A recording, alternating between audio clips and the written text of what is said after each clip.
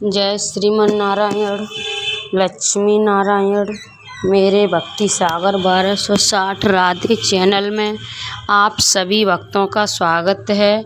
आप सभी भक्त इस वीडियो को ज़्यादा से ज़्यादा शेयर करना, पूरा सुनना, लाइक करना, सब्सक्राइब करना।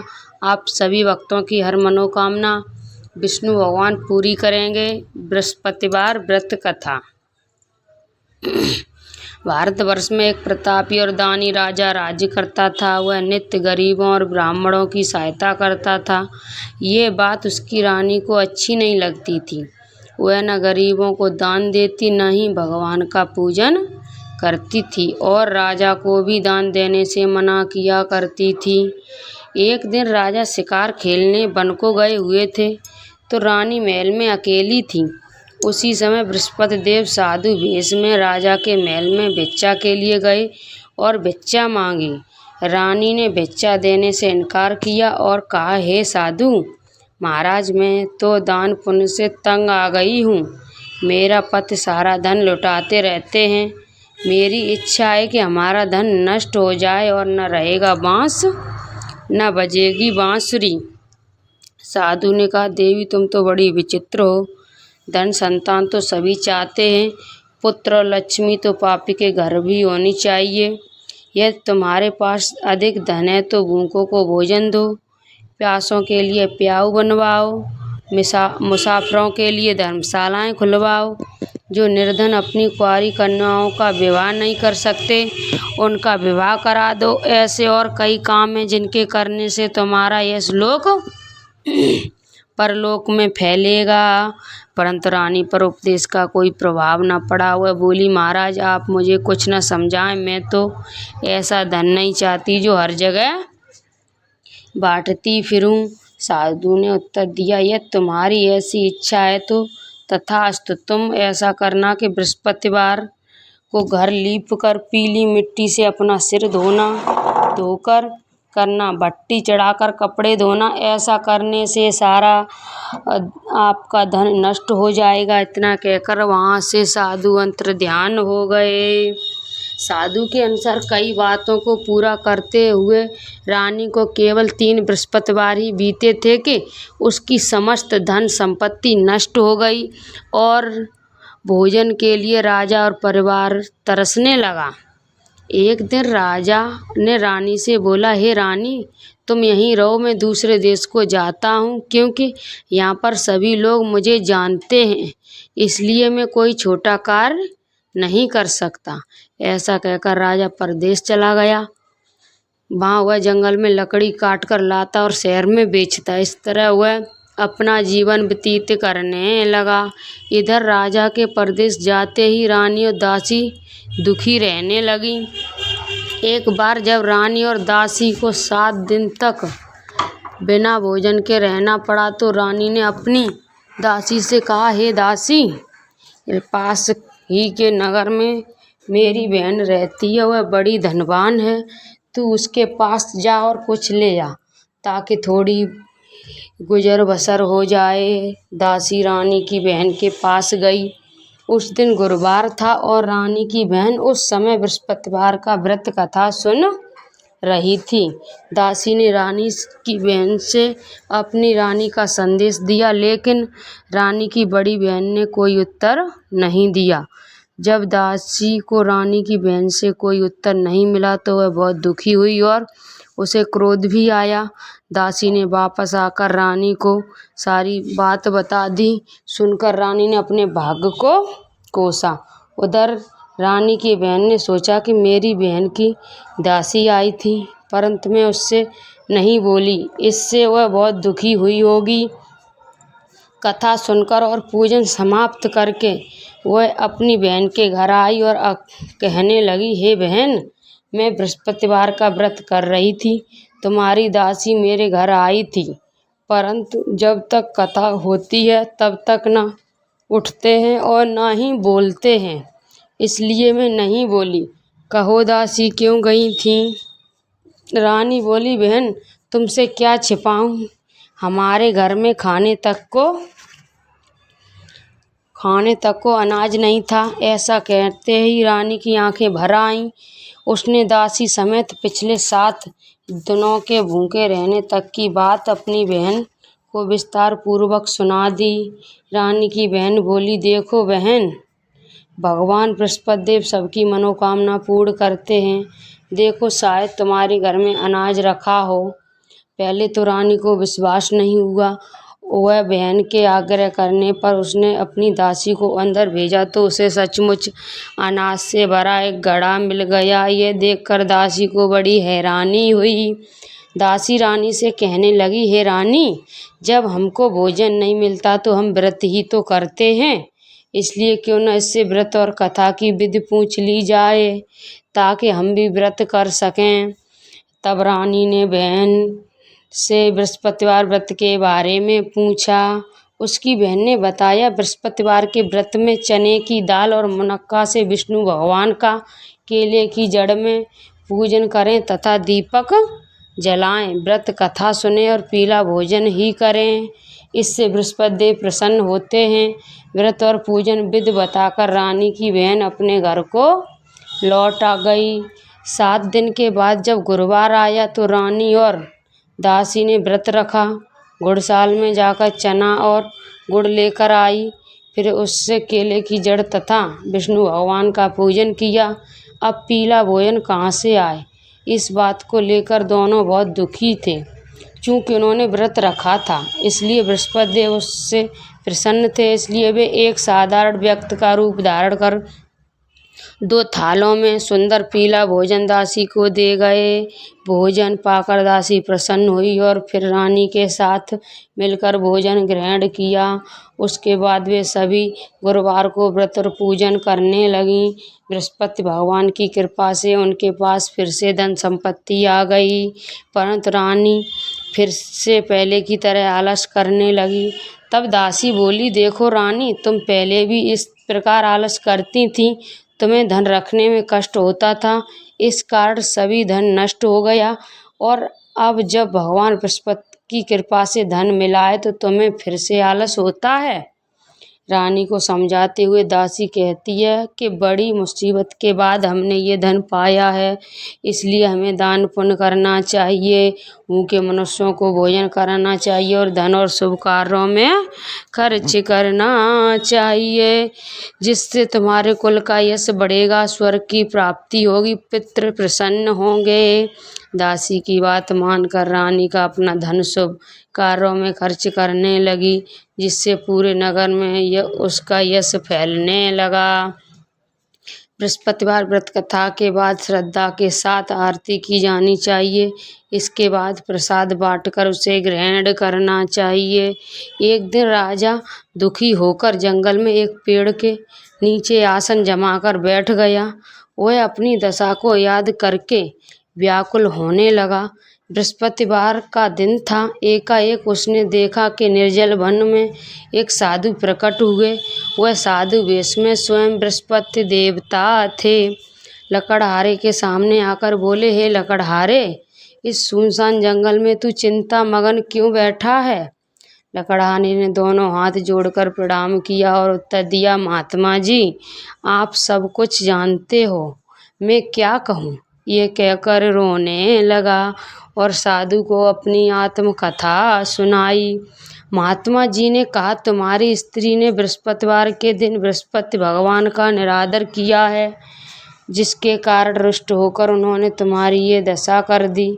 अब तुम चिंता को दूर करके मेरे कहने पर चलो तो तुम्हारे सब कष्ट दूर हो जाएंगे और भगवान पहले से भी अधिक संपत्ति देंगे।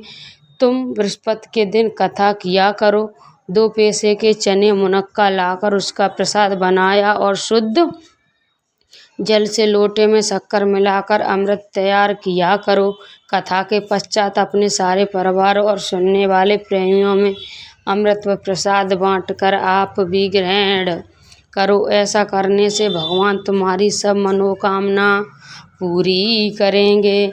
साधु के ऐसे वचन सुनकर लकड़हारा बोला, हे प्रभु, मुझे लकड़ी बेचकर जितना पैसा नहीं मिलता जिससे भोजन के उपरांत कुछ बचा सकूं। मैंने रात्र में अपनी स्त्री को व्याकुल देखा है, मेरे पास कुछ भी नहीं है जिससे मैं उसकी खबर मंगा सकूं। साधु ने कहा, हे लकड़हारे, तुम किसी बात की चिंता मत करो। बृहस्पतिवार के दिन तुम रोजाना की तरह लकड़ी लेकर शहर को जाओ। तुमको रोज से दुगना धन प्राप्त होगा, जिससे तुम भली भांति भोजन कर लोगे तथा बृहस्पति देव की पूजा का सामान भी आ जाएगा। इतना कहकर साधु अंतर ध्यान हो गए। धीरे धीरे समय व्यतीत होने पर फिर वही बृहस्पतिवार का दिन आया। लकड़हारा जंगल में लकड़ी काटकर किसी शहर में बेचने गया। उसे उस दिन और दिन के अधिक पैसा मिला। राजा ने चना गुड़ आदि लाकर गुरुवार का व्रत किया। उस दिन से उसके सभी क्लेश दूर हुए। परंतु जब दोबारा गुरुवार का दिन आया तो बृहस्पतिवार का व्रत करना भूल गया। इस कारण बृहस्पति भगवान नाराज हो गए। उस दिन उस नगर के राजा ने विशाल यज्ञ का आयोजन किया तथा शहर में ये घोषणा करा दी कि कोई भी मनुष्य अपने घर में भोजन न बनावे और आग न जलावे। समस्त जनता मेरे यहाँ भोजन करने आवे। इस आज्ञा को जो न मानेगा उसे फांसी की सजा दी जाएगी। इस तरह की घोषणा संपूर्ण नगर में करवा दी। राजा की आज्ञा अनुसार शहर के सभी लोग भोजन करने गए, लेकिन लकड़हारा कुछ देर से पहुंचा। इसलिए राजा उसको अपने साथ घर ले गए और ले जाकर भोजन करा रहे थे तो रानी की दृष्टि उस खूंटी पर पड़ी जिस पर उसका हार लटका हुआ था।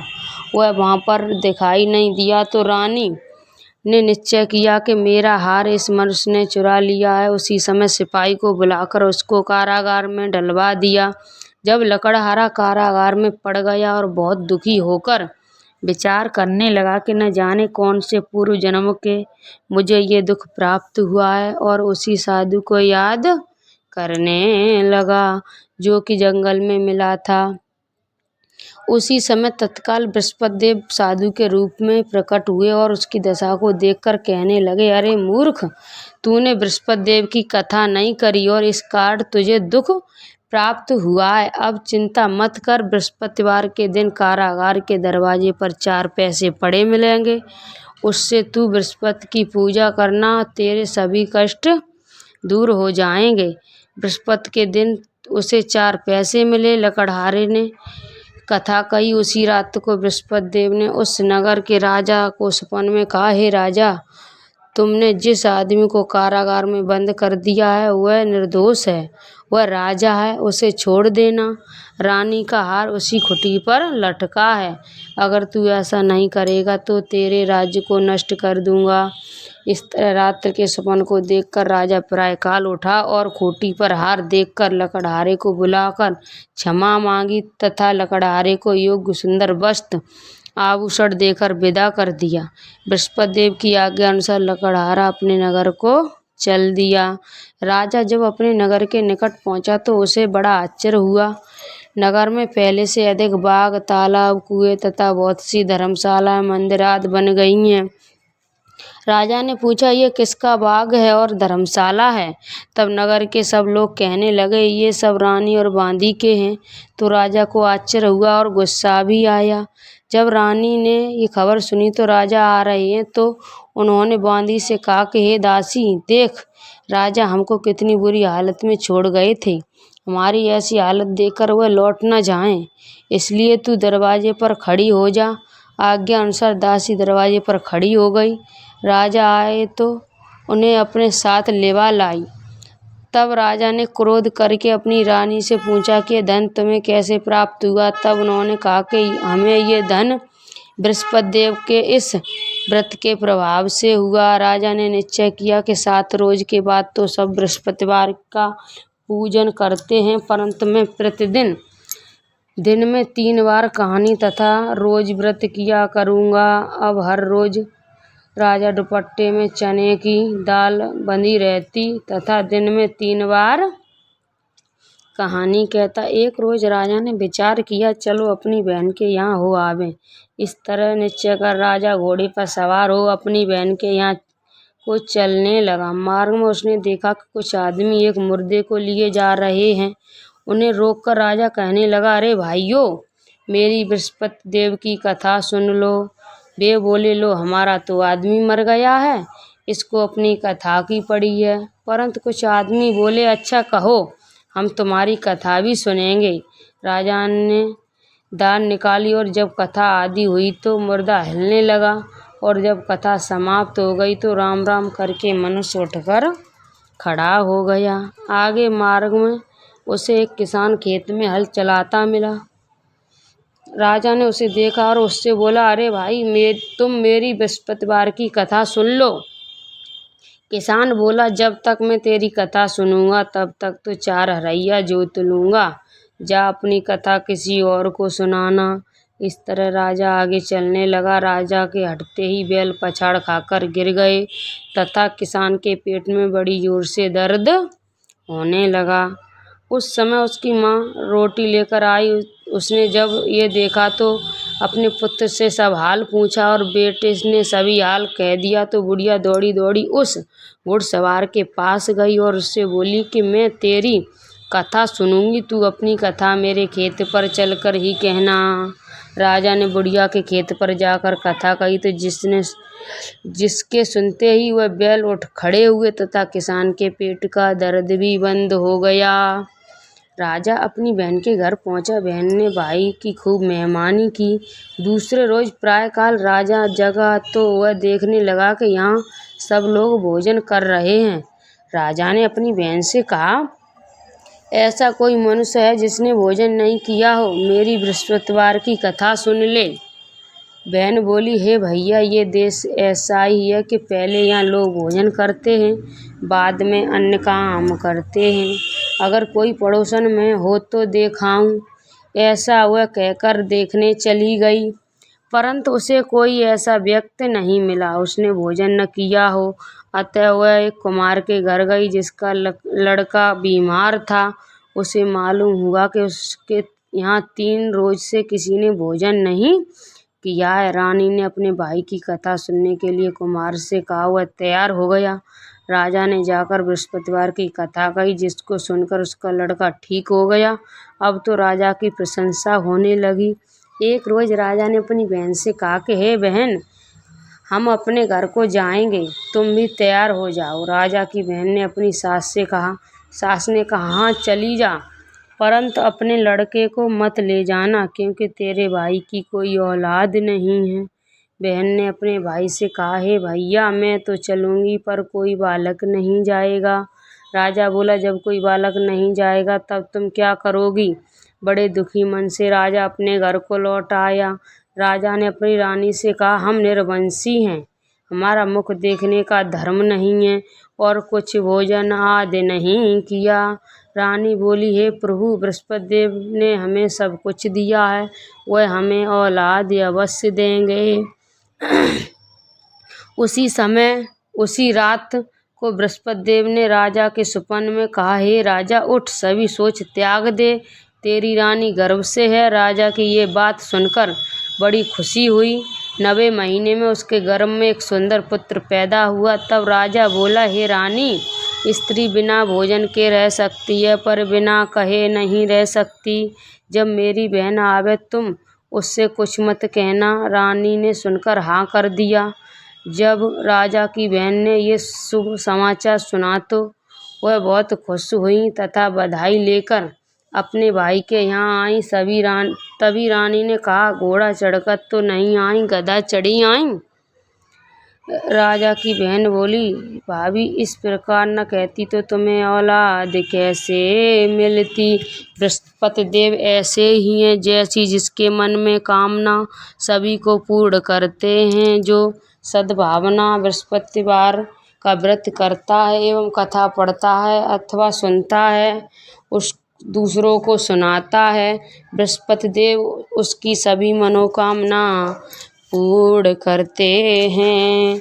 भगवान बृहस्पति देव उसकी सदैव रक्षा करते हैं। संसार में जो मनुष्य सद्भावना से भगवान जी के पूजन व्रत सच्चे हृदय से करते हैं तो उसकी सभी मनोकामना पूर्ण करते हैं। जैसे सच्ची भावना से रानी और राजा ने उसकी कथा का गुणगान किया तो उसकी सभी इच्छाएं बृहस्पति देव ने जी ने पूर्ण की, इसलिए पूर्ण कथा सुनने के बाद प्रसाद लेकर जाना चाहिए। हृदय से उसका मनन करते हुए जयकारा बोलना चाहिए। बोलिए बृहस्पति देव की जय।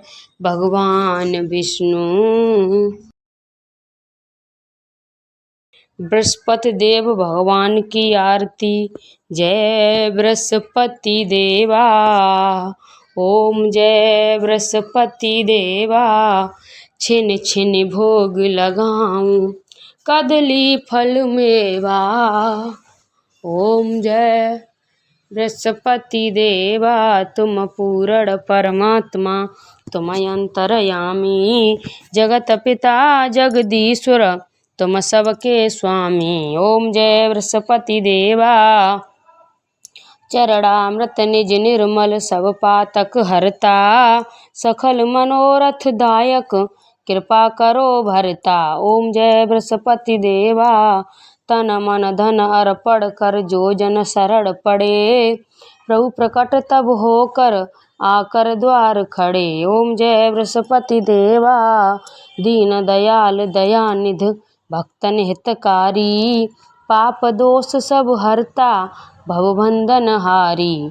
ओम जय बृहस्पति देवा। सकल मनोरथ दायक सब संशय हारो, विषय विकार मिटाओ संतन सुखकारी। ओम जय बृहस्पति देवा। जो कोई आरती तेरी प्रेम सहित गावे, कहत जेठानंद आनंद सो निश्चय पावे। ओम जय बृहस्पति देवा। जय बृहस्पति देवा। ओम जय बृहस्पति देवा।